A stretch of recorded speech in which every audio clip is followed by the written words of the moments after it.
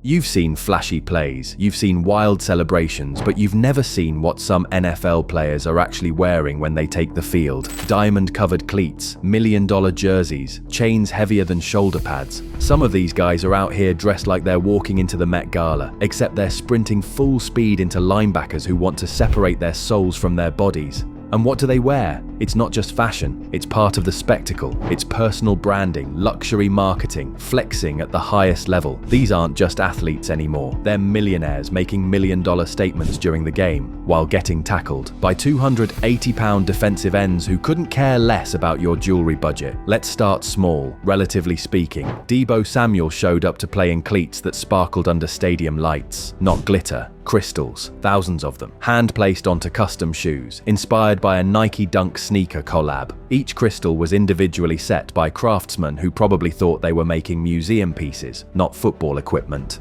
They weren't made for photo shoots or red carpets. He wore them to block, sprint, and take hits from guys who tackle people for a living. Price tag, just over $2,000. Expensive, for sure. But in the NFL, this barely makes a ripple, because the flood is coming.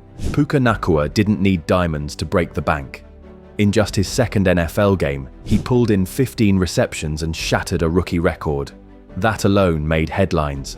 But the jersey he wore that day sold for $18,000. No gold, no upgrades, just the value of a breakout moment captured in fabric.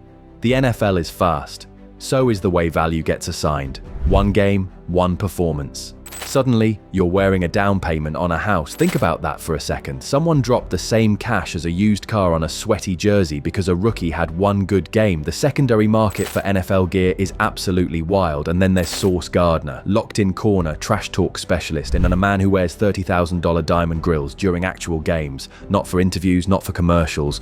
Right there on the field, jawing with receivers while his mouth is literally sparkling like a disco ball. While other players strap in mouth guards, Sauce straps in ice. Literal diamonds in his mouth while he locks up wide outs. His dentist probably has the best insurance policy in sports history. Safety hazard? Probably. Power move? Absolutely. Now imagine you're a rookie receiver. It's your first NFL game. You are nervous as hell. You line up across from Sauce, and when he opens his mouth to talk trash, you're getting blinded by what looks like a jewelry store display. That's psychological warfare at its finest. But few made luxury feel more chaotic than Dez Bryant. He wore $50,000 diamond earrings during games, and he lost them multiple times, in scrambles, on the sidelines. One even popped off during a mini brawl. Just flew off into the grass like expensive confetti. Security had to comb the field afterwards, like they were searching for evidence at a crime scene. Equipment staff crawling around on hands and knees, looking for diamonds worth more than their annual salary. You'd think he'd switch to something safer after the third or fourth incident. He didn't, because for Dez, the look came first. Always. Deebo didn't stop at flashy cleats. He came back with something louder, a 6-pound gold chain encrusted with sapphires, worth over $100,000. £6. That's like wearing a small dumbbell around your neck while running routes. It wasn't just his. The 49ers made it a reward. Make a big play and you earn the chain. Players wore it like a crown. Fans started buying replicas. Former pros even tried to get their hands on it. And Deebo, he was at the center of it all. Again, the chain became so popular that opposing teams started trash talking about it. "We're gonna take that chain," became a legitimate pre-game threat. Imagine explaining to your kids that you got into a professional football fight over jewelry. Super Bowl 42, the Giants against the undefeated Patriots. Eli Manning's helmet from that night sold for $130,000. It's not just plastic and padding. It's the story, the escape, the throw, the catch, and the end of perfection. One item, one moment, immortalized forever. Now pause and think. How do you top a $130,000 helmet? Try stepping into Odell Beckham Jr.'s pre-game warm-ups. One game, he showed up wearing cleats made from python skin, gold-plated swooshes, and over 1,500 diamonds embedded into the design. Custom made by jewelers who probably needed magnifying glasses and surgeon-steady hands. Never seen before, never seen since. Estimated value, $200,000. He didn't play in them, he didn't have to. They were built to grab attention, and they did. Every camera in the stadium zoomed in, mission accomplished without taking a single snap. But not everything expensive on the field sparkles. Sometimes it's about something as simple as a number. When Gerald McCoy joined the Carolina Panthers, he had one small problem. His number, 93, was already taken. For most players, you pick another. But for McCoy, that number wasn't negotiable. He'd worn it since college. It was part of his identity. So, he made an offer. $250,000. Not for a Rolex, not for a car, for the right to wear 93 again.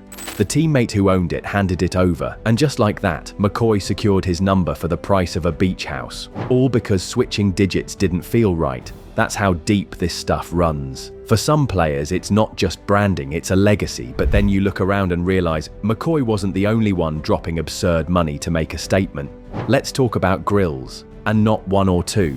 We're talking about a full-blown trend. Alvin Kamara brought the style with him before he even got drafted. Diamond grills in college, same ones in the NFL.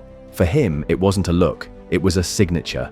And other players followed. Damara came in with what he calls new upgrades. Each set is shinier than the last. In one game, he made a highlight play, and the cameras zoomed in. His entire smile was lit up like a jewelry display. Kadarius Toney, he took it to another level. Permanent grills, surgically locked into his teeth, not removable, not optional. Every game, every interview, every second on camera, he flashes high-grade diamonds. Then there's Jamar Chase. His teeth were so bright, people joked they could blind defenders before the snap. He didn't just wear them, he gifted them, matching sets with his teammates, just to spread the vibe. But the crown belongs to Justin Jefferson. His custom grill is valued at $200,000. He wears it like part of his uniform, and when he's dancing in the end zone, flashing that icy grin, it's already a legend. But the craziest chapter, that belongs to Tom Brady, not for what he wore, but for what got stolen. After his Super Bowl win in 2017, his game-worn jersey vanished, gone from the locker room. No one knew where it went until the FBI got involved. They traced the jersey to a media credential holder who had slipped it out of the stadium. The investigation spanned multiple countries. Security footage, fake identities, international coordination, all for one piece of clothing. Why? Because that jersey was valued at over $1 million.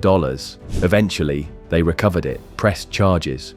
Brady could have gone all in with the legal system, but in the end, he didn't press. Said he didn't want to ruin someone's life over a mistake. Still, the message was clear. Some NFL items are worth more than gold, and people will go to extremes to get their hands on them. But even that doesn't top what Odell Beckham Jr. pulled next. The NFL issued more warnings. Analysts called it a distraction, but Odell didn't flinch. To him, it wasn't about breaking rules. It was about building an image, owning the moment, creating buzz so loud that even people who didn't watch football heard about it. Altogether, his two watches added up to $2.4 million. That's not a flex, that's an earthquake. After seeing all this, diamond grills, $200,000 cleats, $1 million jerseys, you gotta wonder, how much money are these dudes actually making to pull up wearing stuff like this? Whatever it is, it's clearly enough to treat the NFL like their personal fashion show. Whatever it is, they've turned the NFL into a weird mix of the Met Gala and the Cannes Film Festival, but with touchdowns.